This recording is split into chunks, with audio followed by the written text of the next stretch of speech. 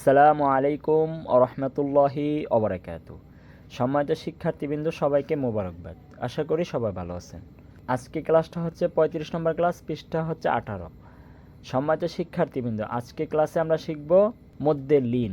সম্মানিত শিক্ষার্থীবৃন্দ, আপনারা যারা আমাদের পূর্বের ক্লাসগুলো দেখেননি 1 থেকে 34 পর্যন্ত, তারা পূর্বের ক্লাসটি দেখে তারপর এই ক্লাসটি দেখুন, তাহলে আশা করি আপনারা উপকৃত হতে পারবেন।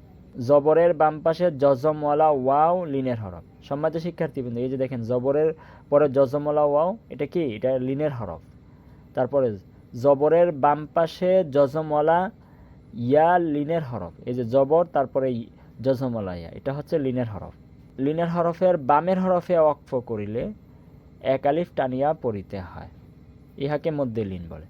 সম্মানিত শিক্ষার্থীবৃন্দ, এই যে এই জায়গায় আমাদের বোঝার কিছু জায়গা আছে। লিনের হরফের বামের হরফে ওয়াকফ করিলে এক আলিফ টানিয়া পড়িতে হয়, ইহাকে মধ্যে লিন বলে।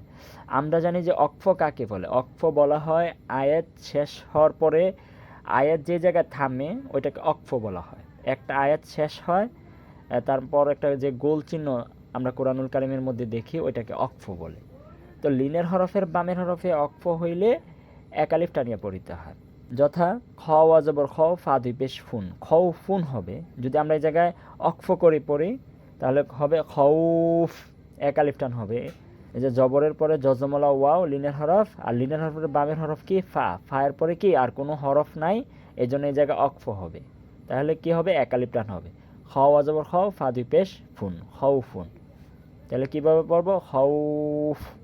খ ওয়া জবর খ, ফা দুই পেশ ফুন, খৌ ফুন, খৌফ। সম্মানিত শিক্ষার্থীবৃন্দ, নুন ওয়া জবর নাও, এটা হচ্ছে কি? লিন, লিনের হরফ। ওয়াও লিনের হরফ, জবরের পরে জজমলা ওয়াও আসলে কি হবে? লিনের হরফ। লিনের হরফ হইলে তারপরে যদি অক্ফ হয়, লিনের হরফের বামের হরফ, বামের হরফ কি? মিম। মিমে যদি অক্ফ হয় তাহলে এক আলিফ টানিয়ে পড়তে হবে। তাহলে মিমে অক্ফ হয়েছে, এখন এক আলিফ টেনে পড়তে হবে। নুন ওয়া জবর নাও, মিম দুই পেশ মুন, নাও মুন। তো আমরা অক্ফ করে কীভাবে পড়বো?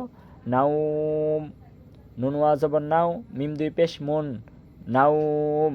কপ পেশ কু, রয় আ জবর রয়। সম্মানিত শিক্ষার্থীবৃন্দ, রয় আ জবর রয়, এটা হচ্ছে লিনের হরফ। জবরের পরে জজমালা ইয়া আসছে, জবরের পরে জজমালা ইয়া লিনের হরফ। লিনের হরফ হইলে লিনের হরফের বামের হরফে অক্ফ হইলে এক আলিফ টেনে পড়তে হবে। তাহলে বামের হরফ শিন, শিন অক্ফ হয়েছে, তারপরে কোনো হরফ নাই, এ জায়গায় থামার জায়গায়, এই জন্য এক আলিফ টেনে পড়তে হবে। কোরইশ, কোরইশ। কপ্পেশকু রয়া জবর রয়, কোরই শিন দুই জের শিন, কোরই শিন হবে। অক্ফ করলে কোরইশ হবে, কোরইশ। সদিয়া জবর সই, লিনের হরফ। জবরের পরে জজমালা ইয়া আসছে, জজমালা ইয়া লিনের হরফ, আর লিনের হরফের বামের হরফে অক্ফ হইলে এক আলিফ টেনে পড়তে হবে। তো লিনের হরফের বামের হরফ হচ্ছে ফা, ফায়ে কি হয়েছে? অক্ফ হয়েছে, এর জন্য এক আলিফ টেনে পড়তে হবে। সইফ, সইফ। বাই আজবর বাই, তা দুই পেস্তুন, বাইতুন। বাই আজবর বাই, তা দুই পেস্তুন, বাইতুন। সম্মানিত শিক্ষার্থীবৃন্দ, বাই আজবর বাই, এটা হচ্ছে লিনের হরফ, ইয়া লিনের হরফ। তো জবরের পাশে জজমালা ইয়া লিনের হরফ, লিনের হরফের বামের হরফ হচ্ছে তা, তাই অক্ফ হয়েছে, এর জন্য এক আলিফ টেনে পড়তে হবে। বাই আজবর বাই, তা দুই পেস্তুন, বাইতুন, বাইত, বাইত। সম্মানিত শিক্ষার্থীবৃন্দ, আজকে ক্লাসটা এই পর্যন্ত। কি যারা আমার চ্যানেলে নতুন, পরবর্তী ভিডিও পাওয়ার জন্য লাইক সাবস্ক্রাইব করে পাশে থাকুন।